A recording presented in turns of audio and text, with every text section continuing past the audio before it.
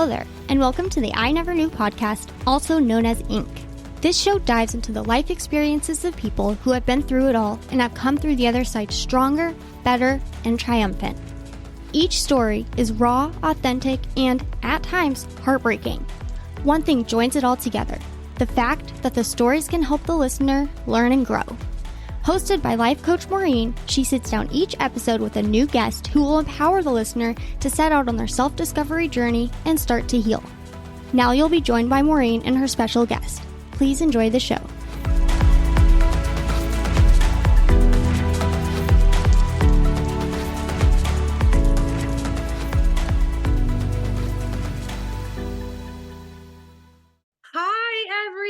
And welcome to this week's episode of I Never Knew, but My Dog Did podcast. It's a very rainy, cold, blustery day here in Texas, which is surprising. Even my next guest was saying, wow, I didn't think Texas got that cold. And I didn't either until now, my first fall here in Texas. I'm so happy all of you are here today. You're going to really, really, really love my next guest. When you hear how much she has been through and you still see this big smile and this light that she brings to the world to help others, you're going to join me in celebrating the fact that she's here to help us do the same. So without further ado, I'm going to introduce her with her bio, and then we're going to get into this and find out what she's about. So today's guest is Miss Alison Jacobson. She is known as the Midlife Maverick. She embodies unwavering resilience, having triumphed over profound grief and obstacles. Her journey includes navigating the heart-wrenching loss of her baby to sudden infant death syndrome, or SIDS, weathering the financial upheaval of divorce, and shouldering the role of caregiver for both her son, who has intellectual disabilities, and her husband, who battles primary progressive multiple sclerosis. Oof, talk about big weights on someone's shoulders. At the remarkable age of 57, having never run more than a mile until the year prior, no way, she conquered the iconic NYC Marathon, serving as a living testament that it's never too late for personal transformation. And I support that, of course, as a master life coach. It's never too late. Today's the day. Alison is a dedicated advocate for women in midlife, helping them overcome self-doubt and fear to achieve their goals and live joyful, successful, kick-ass lives in their second chapter. Through her own tragedies and adversities, she empowers women to find life after loss, regain self-confidence, to bravely move forward personally and professionally, and take decisive action to make themselves the center of their own lives. And here she is. Big applause. Good morning, Alison. How are you? I am fine. Thank you so much for having me. Oh, my goodness. Just reading that bio, I'm like, I'm not worthy. I'm not worthy. Just amazing, amazing, amazing. And we were talking offline about how, the 50s and overs, and this is no disrespect to my younger ones. And I think it's happening much sooner in your 20s and 30s and 40s. You guys are realizing what we hadn't realized. But I think a lot of us now in our nifty 50s are at the point where it's like we've finally realized we can create our own lives and we can just be us and go out there and have fun and remove all that drama and negativity.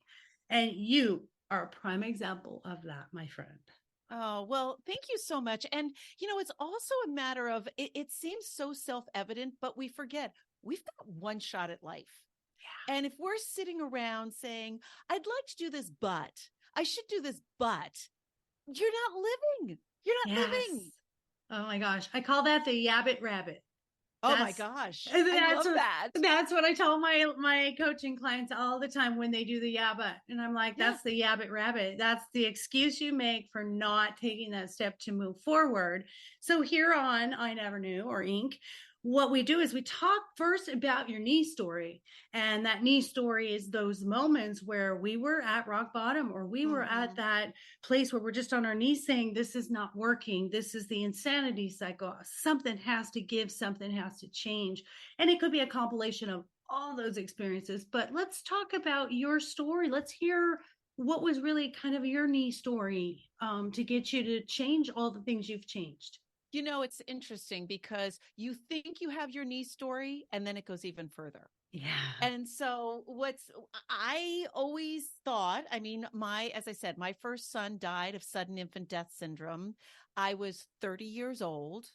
And needless to say, that is a profound, earth-shattering time. You know, I talk about this. And so in addition to what I do, I am also CEO of a national nonprofit, First Candle, which addresses sudden unexpected infant death and provides bereavement support services. And the name First Candle because we try to get every baby to their first birthday. And when you talk about grief like that, it's so abnormal, right? You don't expect your world to be rocked by your baby dying before you. And you're so young at that time. What do you know about the world? You're so naive as it is. And so that absolutely profoundly changed me. But I will say, as much as I would give anything to have my son back, it made me so empathetic. Because when he died, I live in Connecticut. I worked in New York City. And for your listeners who know, most people ride in on Metro North. And I remember after he died, riding in on the train and just looking around at everybody and saying, everybody has a story. You may not see it on their face, but everybody's carrying a weight. And if I can help make that weight lighter for someone, I'd have done something in honor of my son. And so that's what kind of pushed me on the path I am today, being able to help other people. And for other families who are losing babies now, I'm 26 years out to see that there's hope. You do go on because people need to see hope more than anything else. So that was my first knee story. My second knee story was my divorce. Because I'm an only child. No one in my family got divorced. And here's a little secret, and here's what's kind of crazy. So I went on after Connor died to have 3 more children with my husband. But I stayed way too long in that marriage because I believe Connor, my baby who died, would want us to be together. And that kind of sounds crazy, but I did until one day I heard Connor say, but mommy, I want you to be happy. Yes. Yes. Oh, wow. And that was it. That was the changing moment where I said, I need to be happy for myself. I need to live my life. And that changed it all. Wow. Oh my gosh. I relate to that so much because I as well ended up divorced and mother of 3 and it's hard and you same in my family, no divorce. So, here you're like, you were taught in our generation, we're the same age, where we were taught you just stick it out no matter what. You stick it out, you stick it out. My parents literally, oh my gosh, of all things, today is their anniversary. Aww. How ironic. 58 years. 60 years together since they were 17 and 58 years married. So, yes, isn't that fantastic?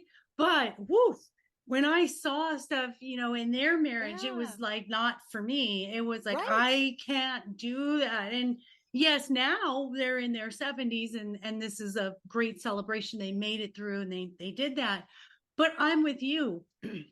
Staying with someone, and I stayed in mine way too long and I had domestic violence, is you're not showing your child or your other 3 children that this is healthy and this is good. You're sacrificing your happiness, thinking you're sacrificing it to help them, and actually it's the reverse. They're seeing something that's not healthy, and they're going to see that later in relationships. Oh, well, they stuck it out no matter what. So appreciate that. And so I'm a coach as well, and I work with women in midlife to get past that fear. And so many of my clients are doing that. They're staying in marriages because they haven't worked for so long, so they don't know what they would do getting out of a marriage, but then also be for the kids. And it's like, no, your kids want you to be happy. That's what it's all about. And so it's so important for women to understand that happiness beyond anything. And that is not selfish. It is self-sufficient. It's self-enabling. It's self-empowerment. And that's what we need. And that's what our kids want for us. Our kids want us to be proud of us and see us living the life that we live. Oh my goodness, 1,000,000%. I mean, you and I could literally tag team as coaches, because that's everything for me as well, is that self-esteem, self-image, self-confidence. Yes. Like, without those things, you can't be your best for your kids anyway. No. And we've always been told, put them first, but when you're putting others, and this is not even just your children, but everyone, when you're people pleasing, putting everyone first, all of that resentment that you have inside of you, all of those things that you are that isn't allowed to shine, eventually weighs you down physically, mentally, emotionally. And then everyone around you is going to be very concerned. And it could come to that point where we do get suicidal and depressive disorders. And I love that you and I are on that same page, but you and I both know too, when you're in that moment of, man, I want to get out of this, but I've been in it for so long. I'm financially dependent. I'm probably emotionally dependent, especially if it's abusive in any way. And then there's the psychological, where you blame yourself and you feel a failure. And the unknown, you see, there's a TED Talk, I can't remember what his name is, and he says, we seek the suffering we know. So we stay in things because we know what this is going to bring. It's safe. Yes. If I get out of it, I have no idea what's going to happen. And it's so hard when you can't see the other side of the mountain, right? Well, and I'm sure you felt like this too. What I say a lot of times, and this is how I felt, moving into that change is like diving off a diving board with a mask on and just praying that there's water underneath you. But you got to jump. You got to jump. And I guarantee you feel the same way as I do. I love that. Yeah, but rabbit. The other word is should. We should do this because everybody else does it. And that's what you should do as a mom. And that's what you should do as a wife. And those shoulds, man, they get in our way. I'll never forget when my dad died. My parents were happily married as well. But before he died, he was in a nursing home for about a month or so. And my mom was there every day visiting him. And one day she missed. And she was just devastated. She's like, but I should be there. I said, Mom, who's saying that? She's like, but that's what you should do. And I said, there is no should, just like there is no should on how you grieve. You hear that all the time in any situation, grieving a marriage, grieving anything. There is no should. It's your way. There is no wrong way. It's your way. Yes, yes. We're so busy worrying about what everyone else feels and thinks. If we would just start doing more of the internalizing of positive self-talk and just pay attention. I was talking to a guest the other day and I said, we're so in our heads. If we just get out of our head and just stay in our hearts, follow what your heart says. If you don't feel like doing it, don't do it. And to heck with everybody else. No one is that focused on you. No one is that focused on your life. And that's our misconception, is that everybody's watching me. Everybody's judging me. Nobody cares. They're so busy trying not to be judged themselves, right? Exactly. And I think that's the beauty of midlife. I've gotten to that point. It's like, I don't care. I mean, COVID helped it along, right? Like, I didn't care if I was in yoga pants every day. I don't care anymore. I will go out without makeup on, even without a mask over my face. I don't care. And yeah, I have, my daughters are 21 and 18. And I try to tell them, it's like, it doesn't matter. You be you. You be that strong, confident you. And as women, we have to do that. We have to be setting that role model of, it's not about the makeup. It's not about the hair. It is about your intelligence, your confidence, your humor, your kindness, your love. Oh, perfect example, Pamela Anderson going to Fashion Week with no makeup on. This is a fashion, beautiful icon actress who it was all about her body, her appearance, her makeup, to see her free now. I just applauded her. And even Michelle Pfeiffer, she went on the other day and had no makeup. I've been going out with no makeup. Half the time my hair's in a bun and messy hair, don't care. I love the freedom of not caring anymore. And man, if we could get our young girls at 20, the influencers on Insta that think that it's and TikTok that think it's such a big deal to be the one that breaks my heart, and I'm sorry to divert, but we'll get back. This is just a fun conversation. Is the girl who and they've taken her down, but she was so anorexic. Did you? I don't know if you saw that one. She started very, very beautiful, and as time went by, she just got more and more and more anorexic, and everyone was so concerned. And her block was, I look beautiful, I look fantastic, I don't care what you guys say. But there was something that said, you do care. And they've taken her off of TikTok, and I hope and pray she's getting help. But that's what scares me about the social media aspect is, when does it stop? When do you stop getting skinny enough? When do you stop getting plastic surgery enough? Because at our age, we realize aging, especially, that's a podcast in and of itself. Oh, yes.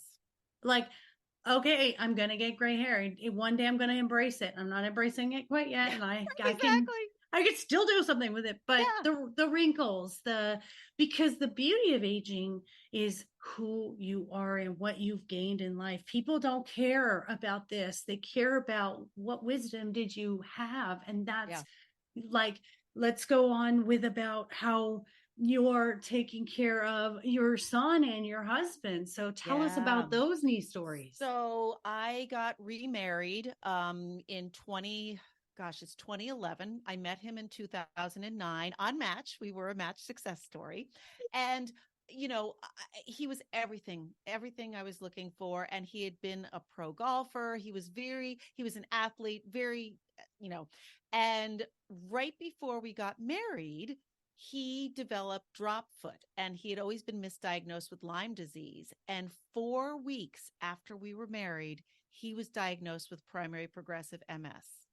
And he went from walking at our wedding to being in a power chair full time in very short order, probably about 4 years. But it's so interesting, Maureen, because despite his physical disability, his emotional kindness and the way he loves my kids and they love him, it is absolutely amazing. And here's where I always believe the universe steps in. My oldest son has intellectual disabilities, but he is strong. He's 6'3". I've taught him to mow the lawn and shovel snow and do all of that. And so I truly believe I was the conduit for them coming together, because while Spencer has intellectual disabilities, Steppy, as they call him for stepdad, helps him, and they help each other. And it's just been remarkable. Absolutely remarkable. And I'm not going to lie, my life is difficult. I travel a lot, and I have to think about, setting that up for when I leave and things. And there are a lot of times where I had to readjust my thought of what my life was going to look like. Like, I just assumed we were going to be doing all these outdoor activities together and having this life. And as a caregiver, it was going to change dramatically, but that didn't mean I had to change as well. And just because I can't do those things with my husband, that doesn't mean I can't find my girlfriends to go hiking with, or trips with my daughter. And we've modified things. So we go on cruises every year, because cruises are a great handicap accessible thing to do. So you don't stop living. You find your time together, but you also find your time apart. And that's what makes it wonderful. Oh, I just, oh my goodness, so much, all of that.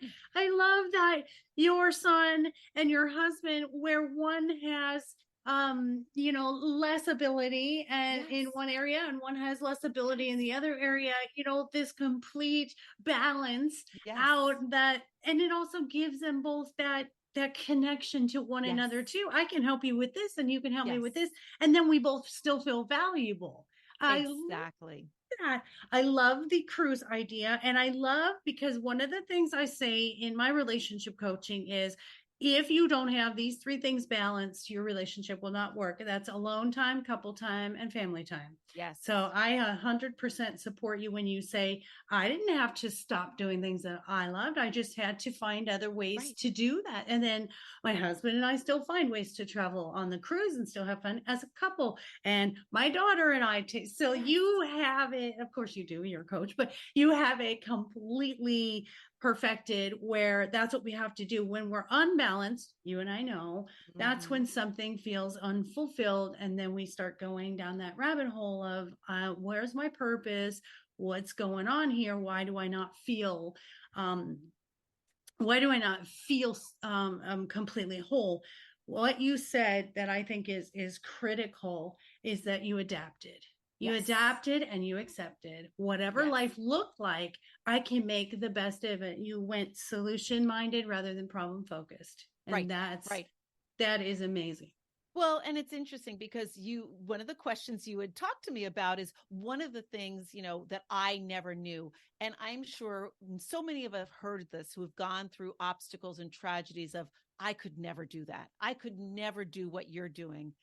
You would be shocked because I never thought I could survive the death of a child. I never thought I could survive being a caregiver for two people in my life. You never know what you can do until you have to do it. And it's remarkable how resilient women are. Women will rise to the occasion because they just got to get it done. Yeah, I agree with you. We love our men, but let's be real, guys. You have a strong woman in your life, whether it's a mother, a sister, or a significant other. Yeah.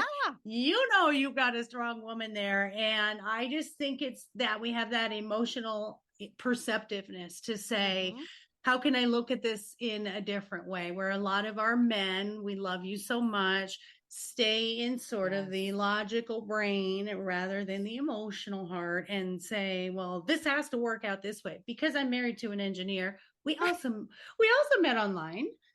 Success story. It was our time is where we met it was 50 and overs. Of course, I wasn't 50 yet, but they let me in the club. And same thing. And I think you and I, once you've gone through a divorce, anybody who's gone through relationships that didn't work out, you then know how they should work out or what it looks like to have a healthy one. So never be ashamed of the divorces or the breakups, because you decided for yourself, like, it's not good enough. And I'm not a failure. He's not a failure. The relationship is not what we outgrew it, or the relationship is unable to continue to grow in a healthy manner. So it's better to look at it that way than we totally failed. I don't think anything like that is a failure. Nothing fails. And it's funny because your parents were happily married. My parents were happily married. But I honestly believe everybody needs a starter marriage, because you are not at 20 years old, you're not who you were at 50 years old. And the likelihood of you two as a couple moving forward in the same direction with the same thought patterns is so remote. Yeah, no, I agree with you. I was married at 19 and first baby at 19. And if you're going to do it young, you should have a starter marriage. Just prepare for marriage number 2. If otherwise you could do it the way that my daughter did, my middle daughter, she didn't get married till 30. She was 30 years old and she just had her first child. And I see the maturity and the strength in the parenting and in the marriage, because they had time to figure out who they were. You and I did not take our 20s to figure out who we were. We jumped right into it's an us instead of just who the heck am I, right? Yeah. And I think that's so important. And it's never too late to figure out who you are. Yeah. So I have a podcast, Midlife Mavericks. And this week I had on this woman. She was a professor for 40 years at Johns Hopkins and University of Maryland. After 40 years, she left and she created her first product at 68 years old. She is the cutest thing in the world. And it just goes to show there is no age. Like, I hate when people say I'm too old to do this. It's past me. No, it's not. There is no age. I ran the marathon at 57, for the love of God. Like, you can do anything. You really can. And this is something I talk about, listeners know this, is you can't do it until you realize you have a choice to do it. And that's what stops us. That's the biggest blockage ever, is when you don't think you have a choice. I as well quit corporate after 30 years and started my business. I just published my third book today. It was official, or Yesterday was official. Congratulations. Thank you. And I never aspired to be a writer. I never thought I'd be a writer. I'm a talker, obviously. I love the Midlife Mavericks. I will be following, and we'll have to talk about me visiting. I want you on if you've got your book. Oh my God, heck yeah. Yeah. And it's just amazing that we do have this thought that there used to be this thought, and you and I are changing this for everyone now. I think this is the new energy, that we're not of use after 50. Like there's so much living is just for, the first half of your life. Actually, I think you do more living in the second half of your life. 100%. Right? 100%, because your 20s are for you to figure out who you're becoming. Your 30s are that marriage and the kids. The 40s are still the kids. You're finally free to be who you want to be. I think the problem is, and I'm sure you have this too. One of the first things I always ask my coaching clients come to me knowing what they're unhappy about. And the first thing I say is, how do you define happiness? And that blows them away. They cannot define happiness. And I'm like, well, how can you be happy if you don't know what it looks like? Right. And so it's so important for women in their 50s to start dreaming again, to start reimagining, to start being playful and thinking about, what do I want to do? Who do I want to be? And give yourself permission to do that. Yes, I love that so much. I say the same thing only about success, because so many young people are so driven for success. And I'll say, well, what does success mean? And they'll say, well, a nice house, a nice car. And I'm like, but that's stuff. That's not successful. That doesn't define who you are as a person. If you leave this earth, are people going to talk about your car and your bank account and your house? No, they're not. You're successful when you leave the world better than you found it, and you leave a legacy for people. The other thing that I love to ask people, and listeners, I'm going to present this to you, and maybe you guys can journal on this tonight or think about this, is I say, if there was nothing in your way, not a single obstacle, not money, family, people, kids, job, whatever, there's nothing in your way, what is the thing you would be doing? And that clears the whole junk out. And then you go, wait a minute, I found it, my passion. I found what I would be doing. Go ahead. I'm sorry I interrupted you. Well, no, I was going to say that gets back to the shoulds and the buts. It's almost impossible for people to clear their head. Whenever you ask that question, they're like, yeah, but. And I'm like, no, there are no buts. You can do it all. Yeah.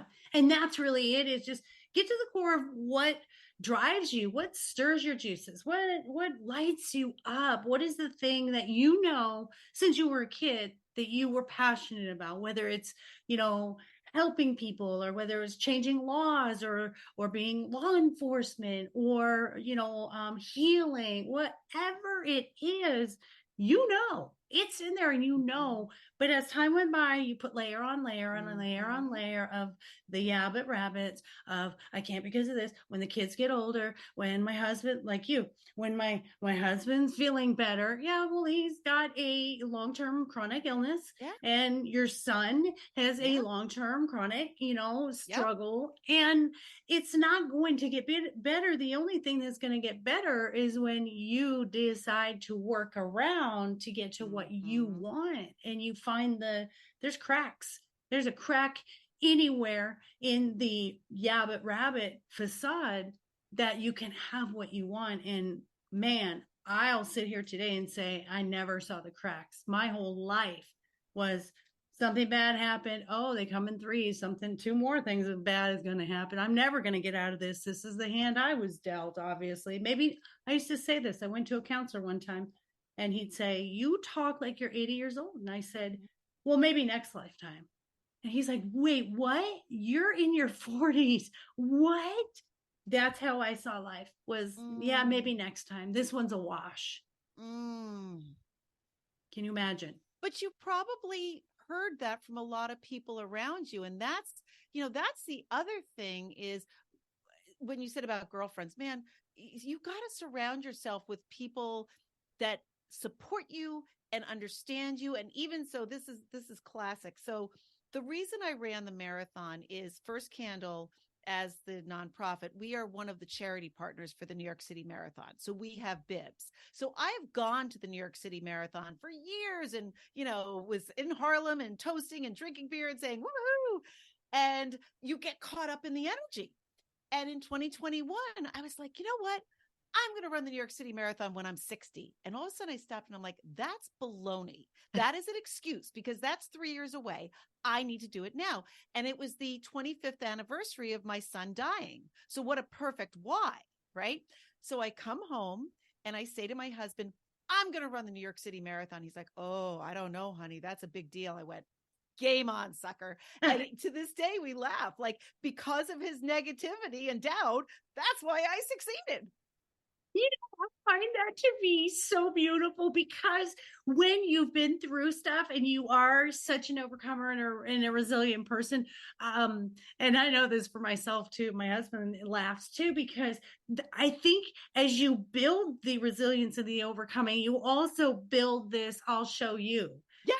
Like 100%. I can do this and nothing's going to stop me. It's almost like we stop trying to prove to others we can do something, and we more prove to ourselves we can do something. And that's a cool shift, right? Oh, it is such a cool shift because it is all about you. I did it because of my son, but I had never had a real fitness goal. I worked out, but I never had a fitness goal. And I just said, I need a fitness goal at 57. And like we were talking about, I don't work out for my body image. I work out because my bones are getting weaker and my heart and everything else. And I just want to be, able to do anything I want at 80 years old. And if I don't take care of myself, I'm not going to be able to. Yeah. Yeah. And, as that meme that I saw said, be careful, guys, that check engine light comes on at 50. And It just seems like it's like at that age, all of a sudden, it's like, wow, I didn't have these back pains. I didn't have this, and I didn't have that. I mean, I was a gymnast. I was so flexible, and I could do anything. I could do cartwheel. I could probably still do a cartwheel. In fact, you know what? There's my resilience right there. I will do a cartwheel today, but it's amazing because it catches up with you. And this is the key. You and I know, being as mental health advocates as we are, if you don't take care of that mental health and that emotional health, you will shorten your lifespan because it will overspill into your physical, right? Absolutely. I mean, you can just see that in any elderly person. If they are not active and engaged, they just, I had this conversation with friends just yesterday talking about retiring. I'm like, I don't even understand what that word means, because retiring, if it doesn't, just because you're not getting paid to do something, you're going to do something. Like, what are you going to do? Just sit on a couch for the rest of your life? It's ridiculous. I'm busier, more busy now, retiring from corporate with all the things I love to do. Like I said, the podcast, I don't get paid to do the podcast, but it's my get to. Life coaching. I have a online boutique. I am busier now with the things I'm passionate about than I was when I was working. So for someone 9 to 5, it's crazy. And the joy in doing it, because it's my get to, not my have to anymore. Exactly. And you found what makes you happy. It's not the house. It's not the car. Yep. And it's just for me. It's just for me. And the giving is the gift I get. The being able to help someone see themselves differently, or know they're amazing, and see them 6 months down the road from coaching and they're completely different. And they're like, oh my God, I never knew, Maureen. And I'm like, I know. You never knew. That a joy? I know. That is, I had one client, unfortunately, who was in a domestic abuse situation, and it was bad. And I just worked with her. And now she actually volunteers at the Domestic Violence Crisis Center, and her whole life is turned around. And to me, that's the win. Yes. That's the win. Oh, 1,000,000%, because we're trying to do it just, the starfish story. It mattered to that one. And we're trying to do this one person at a time. Or now you and I both doing our podcast, we're trying to reach larger numbers to say, hey guys, you can do it. Every single one of you. We're not out here because we need fame and we need fortune. We're doing this because we're paying it forward because I needed to be the voice my younger self needed. We didn't have as many advocates for us back then, right?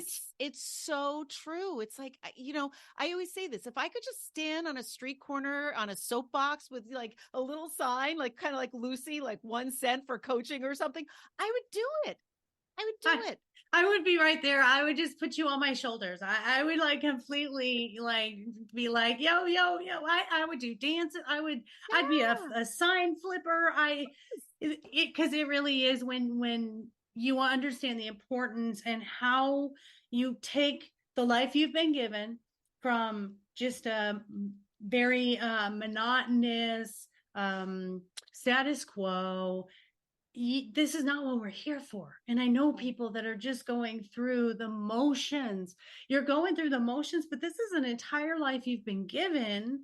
And if we're fortunate, we get many lifetimes. But this time that we have, this short little blip on the radar, should never be spent unfulfilled or not shining the light that you are, because everyone has this beautiful soul light and you're meant to come here. You asked to come and learn and grow and to help others, because this is not a solitary life. This is to help each of us. And I know, like I said, how would I ever have crossed paths with beautiful Alison? But yet I feel this connection. Isn't it amazing? It's magical. It absolutely really magical. You'll draw in. Oh, yes. Once you change to that different mindset, you stop blocking everyone out and you start drawing in people who are just like you. Right. Well, and that's what's there's that old fable about the guy who was standing on the roof of his house because the river was rising. And he was like, dear God, please come rescue me. And like a boat comes by and he's like, no, I'm waiting for God to rescue me. It's like, no, it's coming right at you. Allow in the people that are supposed to be in your life. Don't block them. I use that story all the time. And he's like, the boat they come and they are knocking on the door. Well, first they're knocking on the door and they're like, hey, the flood's coming. You need to get out. No. I'll be fine. God will save me. The boat comes as the water rises. Oh, come on. He's rising. No, I'm fine. Yeah. Pretty soon it's all the way to the roof of his house and the helicopter comes and is like, come on. No, I'll be fine. God will save me. And then he drowns.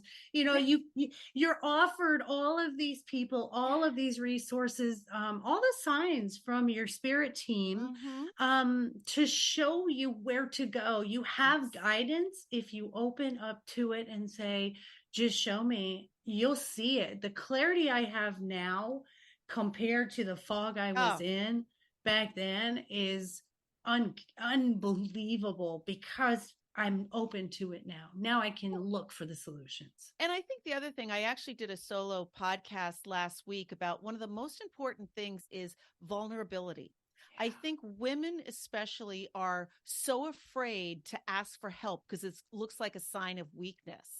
And the only way to succeed is to have those people support you and supplement those areas of your life you needed. And if you're not willing to ask for help and be vulnerable to that, you're never going to get there. And it's okay to show that kind of vulnerability. But we've been taught for so long, no, that's weakness. That's exactly what I was thinking as you were speaking. I'm like, yeah, it sounds great to be vulnerable, but a lot of us have been taught so much shame.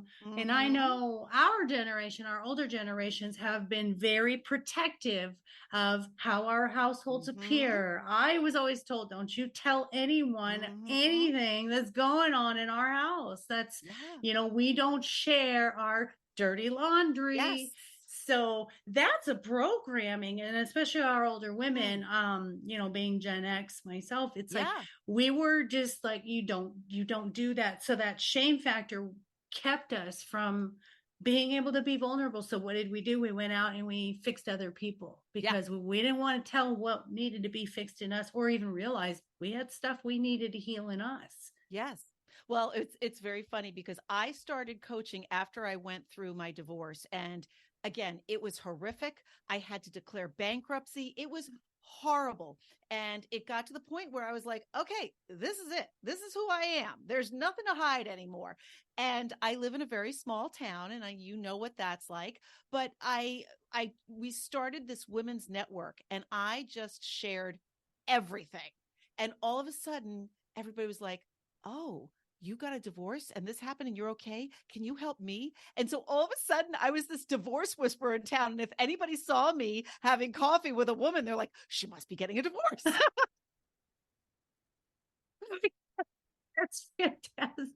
That is fantastic. And they're like, oh God, the most hated woman in town by every man is walking down that street. Exactly. Oh my goodness, that's fantastic. And I could definitely see that. And our town is definitely not that small. We're 65,000, so yours is way smaller. Yeah. But I love that. And that's why we do what we do. Is there's hope, you guys. And it's so easy to speak up when you're on the other side of it, but when you're on that just, it's paralyzing. It's so paralyzing.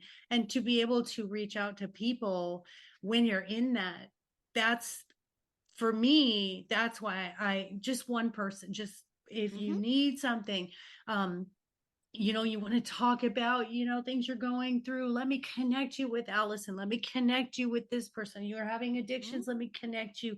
It's this web that I think it's a web of beauty. It's a web of love and a web of compassion that we have to be there for each other. We have to, if nothing else in the world, guys, no one says you have to fix other people's problems, but we need to be a safe space. That's it. That if that is if I was carrying a banner, walking down the road, it would say, be a safe space for someone. Yes. That's it. Because I didn't have a safe space. You didn't have a safe space. Yeah. I couldn't share stuff. I was completely embarrassed and shameful. It was, it's a weight that just weighs you down. And when you finally decide to chip away at that boulder that's on your back, and then you see that hope and that path forward. And that's why I love coaching. I think life coaching, and I always say no disrespect to therapists and counselors, because I think they're fantastic too. I believe coaching allows much more fluidity, and we're able to share things. That's why insurance doesn't cover it, is because we're allowed to share personal stories. We're allowed to try unconventional approaches. We're allowed to individualize it rather than following these psychological protocols that therapists have to, for their licensing and counseling, have to stick to. And so I think the world is about being able to think outside the box now. Right. And I think that's the beauty. Well, and I think that there's become so much more of awareness of coaching and how important it is. And I always say it's half coaching, half cheerleading, right? Because you need that person in your corner who's going to say, yes, you can do this. Let's take step by step together. And I'm going to go there with you every step of the way, but I am your cheerleader. If you have no one else in your corner, I'm in your corner. Oh my goodness. Coach cheerleading, because yes, my clients all know. Hi, shout out to all of my clients.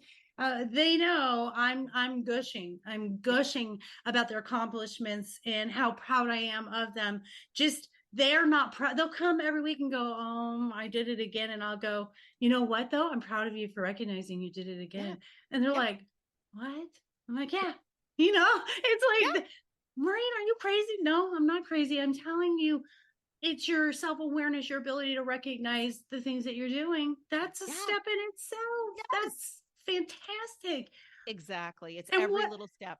Right. And I also think what's beautiful about coaching, which is why I say there's no competition, there's only collaboration. No. We're all different. Coaching is so varied, and the niches, I mean, therapy, like I said, there's going to be a lot of the similar path to what you want to accomplish, asking the kind of the same methods. And I'm sure some therapists have, created unique ways to do that, but it's going to be fairly similar. in therapy and counseling, because they are monitored and they have to take notes and insurance, all that regulating. But I think what's cool with the life coaching is that it is effective, but you can shop around. You can shop around till you find that one that connects with you. When clients call, I say, I got to make sure you're as good a fit for me as I am for you. We have to have trust and rapport and honesty and confidentiality. And you have to know I'm for you. You have to know that. Well, and I do a lot of coaching with midlife women who are going into entrepreneurship, and they'll say, I want to do all of this. I'm like, no, but who's your audience? And they want to be so broad. And it's like, no, if you talk to everyone, you're not talking to anyone. Yeah. And so that's why, same with me. I am very specific at who I work with. And again, no disrespect to men, but I don't coach men. That's not my thing. And it's okay. There's great coaches out there for men. Yeah. Yeah. Well, I do coach men because my niche is getting people that have, and especially my men. The interesting thing is I love my men because it takes them so long to get to coaching. And then when they do get to coaching, they're so driven and motivated and serious about it. I find it's amazing. They are much more short term than my women. My women like the maintenance, and I love that too. I love that because your life is shifting consistently. Yes.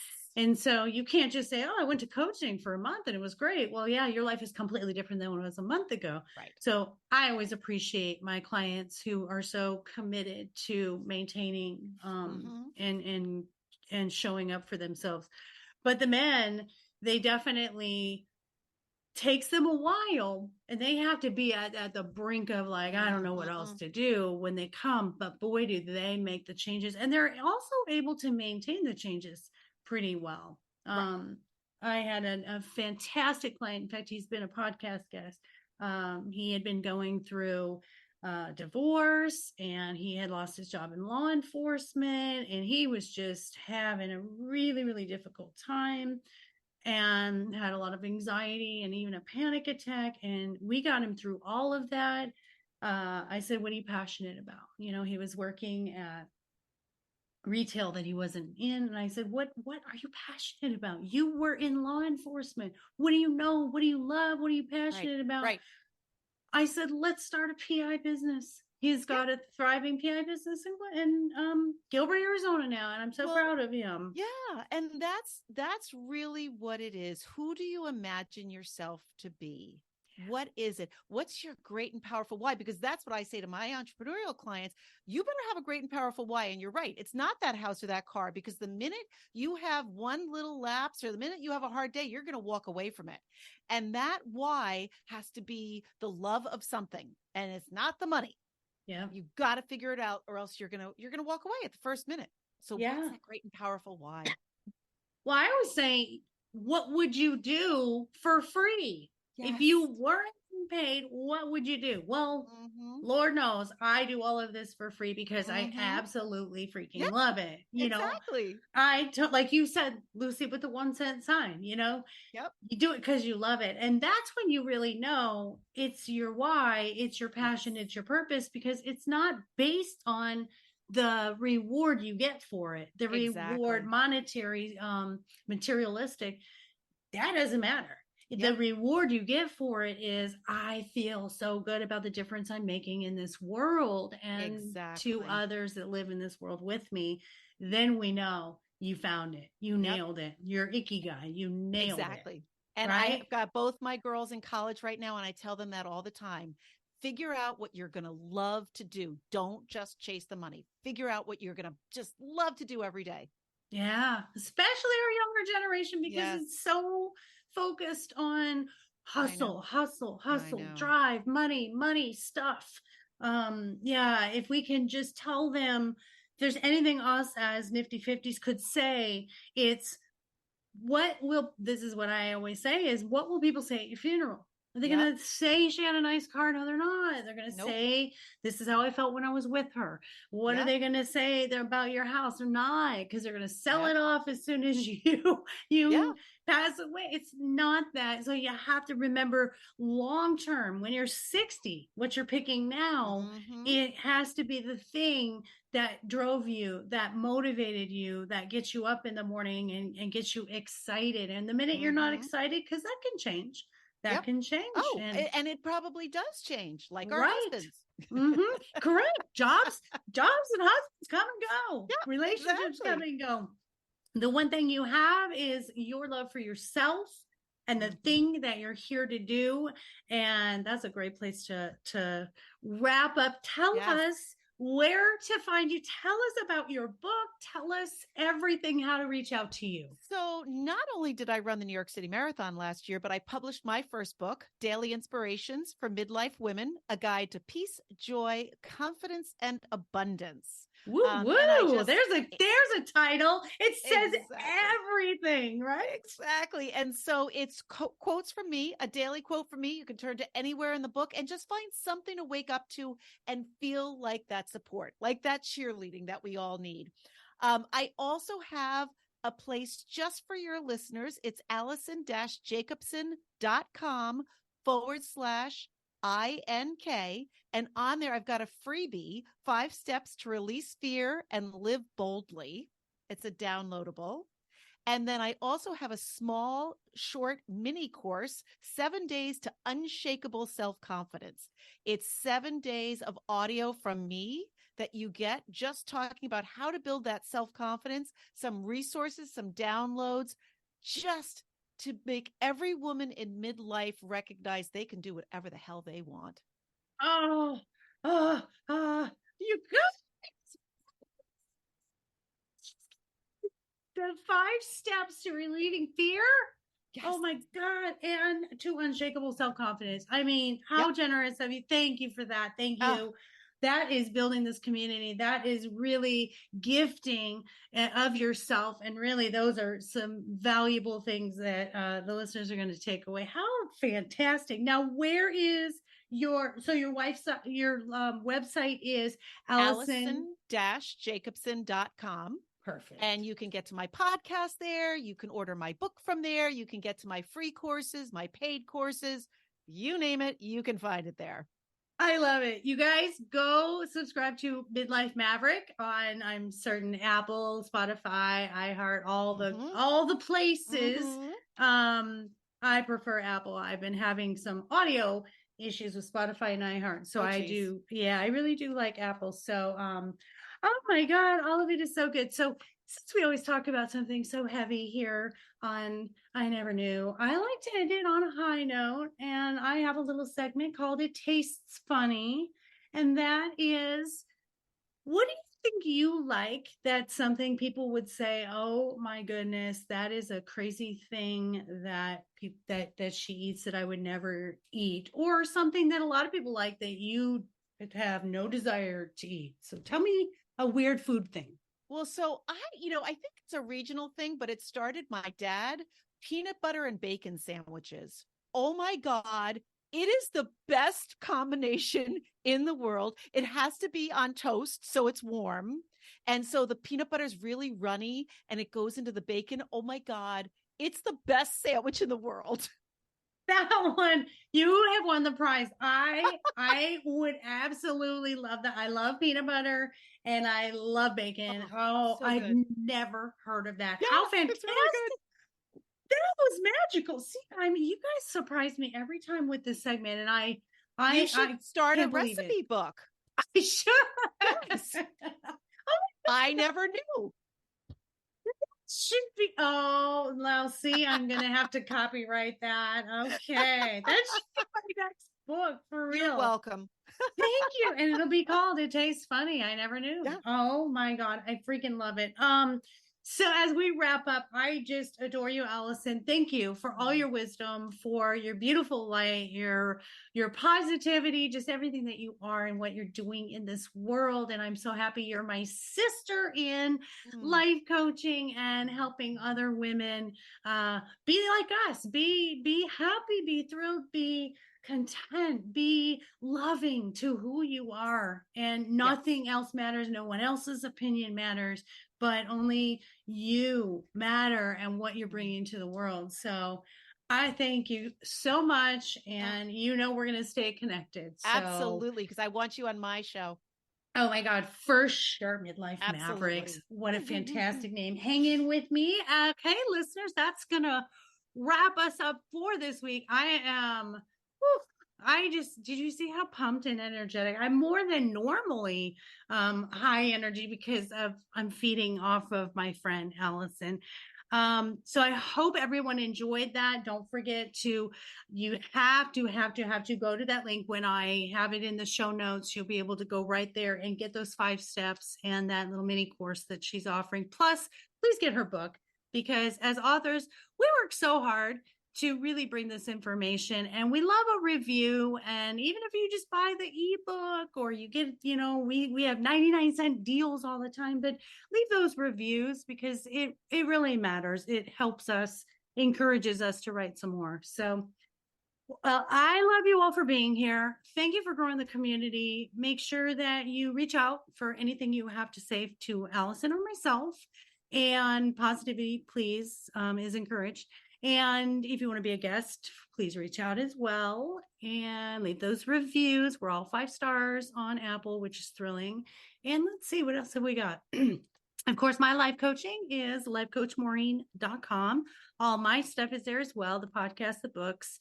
And then let's see. Wrapping up our housekeeping. Also, don't forget to go to our boutique, mydogiseverything.net, where it's all healthy treats, paw bombs, and shampoos, as well as tons of apparel and fun gifts for your puppies with the holidays coming up. Don't forget to buy your puppies some presents. So love you all. Take care of yourself. Take care of each other. Please, most of all, take care of those furry babies, and make sure that you adopt and do not shop. Until next week, I love you all. Bye.